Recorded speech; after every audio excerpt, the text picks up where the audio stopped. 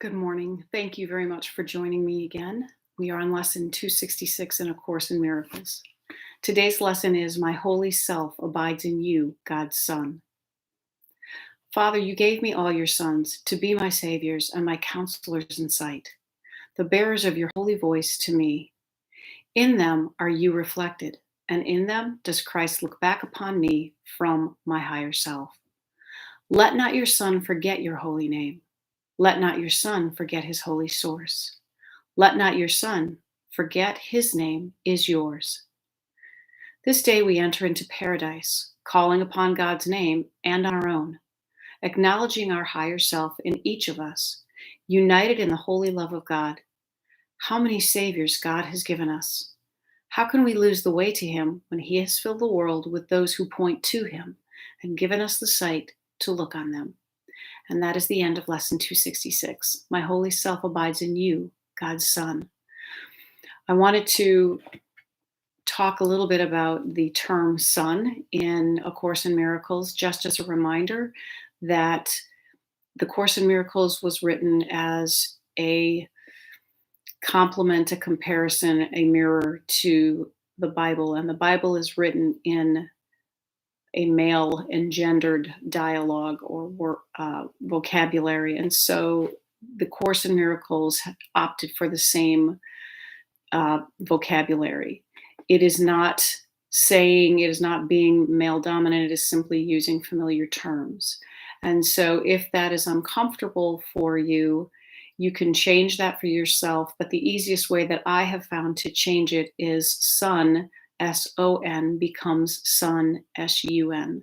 We are the light in the eye of the etheric, of the holy parent, the source. And so we are like the sun. We are the light that shines. So we are God's S-U-N instead of God's S-O-N. When we remember that we abide in God for today's lesson, we remember that we are a part of God in the same way that we carry the same DNA as our parental lineage, as our heritage. We carry the DNA, we carry the matter, we carry the vibration of God.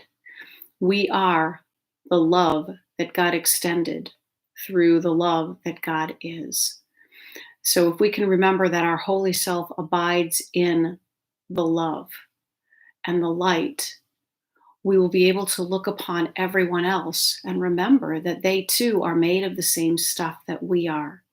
We are all made of the same essence. We are all a part of the same light, the same love frequency, even though we're presenting ourselves differently and individually here in this world. Remember that when you are seeing others. As you look out upon them, look for the love that you can see and let go of all the other stuff, because in the same way that we want to let go of the stuff that we see in ourselves that it is not part of love, when we look on the love of others, that's when we can see the love of ourselves. Let's see what Tina Spalding's channelings tell us. You are blessed beings indeed. I am that one that you know as Jesus. Is it not ironic that all the beings who drive you crazy are in fact the root to your salvation? The root is in forgiveness and coming to a place of appreciation for all your brothers and sisters and all the opportunities they give you for practicing forgiveness. It is in realizing that you will finally grasp what this life is for. This life is to forgive.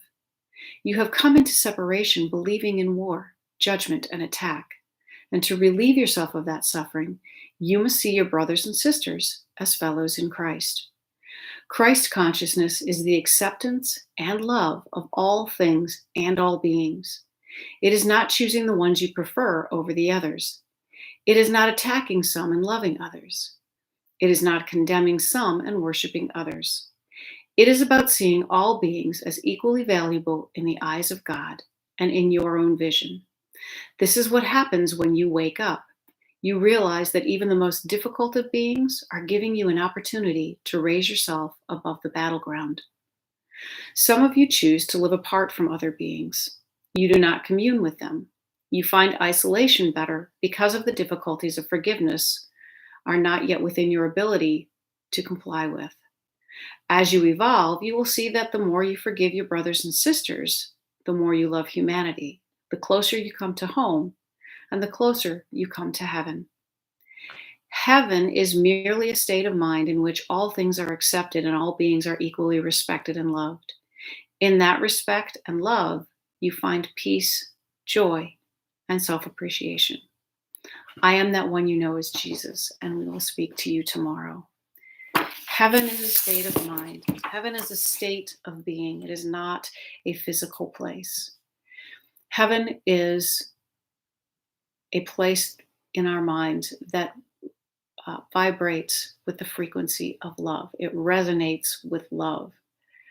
And when we can resonate with only love, we will be in that place of heaven. Heaven is being in peace and joy and love only. There is no more separation. There is no belief that we can usurp the power of God, that we can do anything that is outside of love, because love is the truth of all that we are. Our source is love. Our holy self abides in that source, which is love. We are made up of that so that we can remember that we are only love. And when we are only love, then we will be in heaven. Have a great day, everyone. I'll talk to you again soon. Bye-bye.